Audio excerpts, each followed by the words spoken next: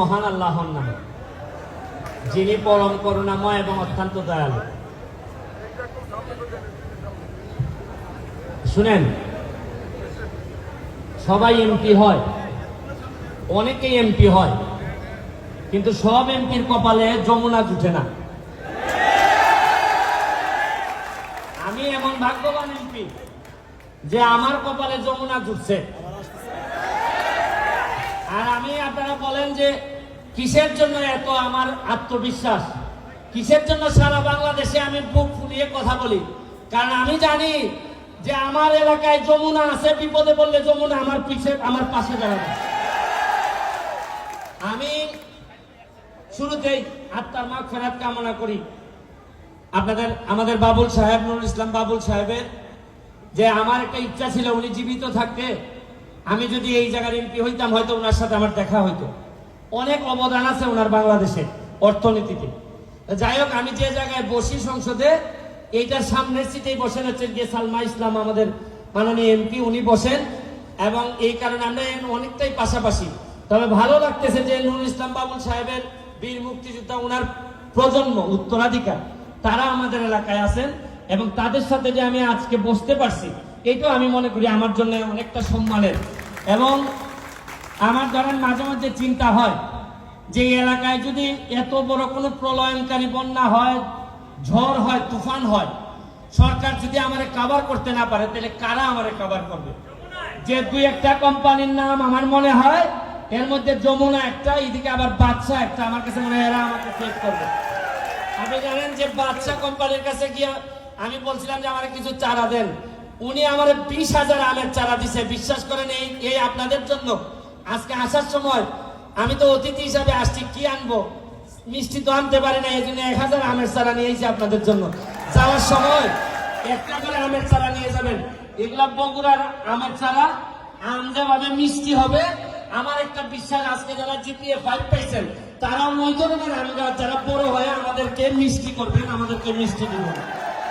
আমি আমার ছোট ভাই আইমান সাদিক, ও বলবে আপনাদেরকে কথা, ও আমার আসলে রক্তের হয়তো আমার সম্পর্ক আপন ভাই না, কিন্তু আদর্শের জায়গায় আমরা এক জায়গায় কাজ করি।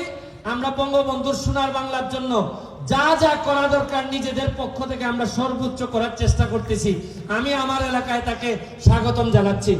আমি বক্তব্য লম্বা করব না, আমাদের হেলিকপ্টারে চলে যাবে, আমার একটা জানাজা আছে, আমি জানাজা অ্যাটেন্ড করতে হবে। শুধু আপনাদেরকে একটা কথা বলি, আপনারা যারা জিপিএ 5 পেয়ে এখানে আসছেন, 19টা স্কুলের লোকজন আসছেন, আপনারা কারা জানেন? আমারে যদি কেউ জিজ্ঞেস করে আপনার কাছ থেকে এমপি পদটা নিবে কে, যে কে হবে আমার পরে এমপি, কে আইসা আমারে বলবে যে ব্যারিস্টার সাহেব হইছে, বয়স হয়েছে, এখন যান, আমি আমার যোগ্যতা সম্পন্ন আমি এমপি হব, আমার একটা বিশ্বাস হয় 19টা স্কুলের কেউ না কেউ আমাকে বিদায় দিবে। আমি আপনাকে স্বাগতম এখনই জানাচ্ছি। আমার একটা বিশ্বাস, আমার ছেলে মেয়ে আমার কাছ থেকে এমপি পদ দিলে যতটুকু খুশি হব, তার চেয়ে বেশি খুশি হব রক্তের উত্তরাধিকার না, সক্ষমতার উত্তরাধিকার থেকে যদি আপনারা কেউ এমপি হন, আমি সবচেয়ে বেশি খুশি হব। আমি আপনাদের জন্য দোয়া করে দিয়ে যাচ্ছি, যমুনার জন্য দোয়া করে যাই। আপনারা যত বড় হবেন তত আমার কেন জানি আত্মবিশ্বাস বাড়ে। আমি কখনো এমন কোন এমপি না যে আইসা বলবো যে ভাই আমার একটু ভাগ দেন, এই টাইপের এমপি আমি না। আপনাদের জন্য যা যা লাগে এক এমপি হিসাবে বেতন ছাড়া মনে করবেন যমুনার কর্মচারী হিসাবে যমুনাকে আমি প্রোটেক্ট করবো, এটা আপনারা নিশ্চিত থাকবেন।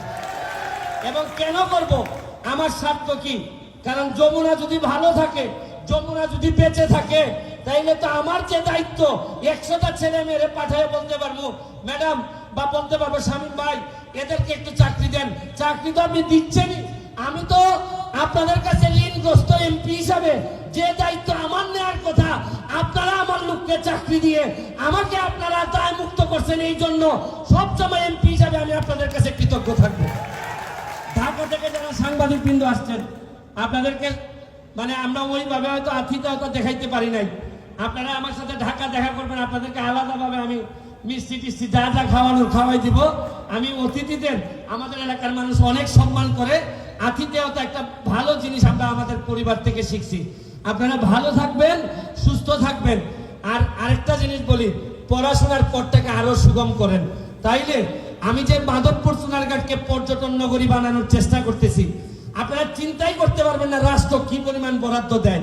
এই বরাদ্দরে কাজে লাগানোর শপথ যেহেতু আমি নিছি, আপনারা শুধু পড়াশোনা করেন, বাকি ইতিহাস তৈরি করার দায়িত্ব আমি নিব। ভালো থাকবেন, সুস্থ থাকবেন। জয় বাংলা।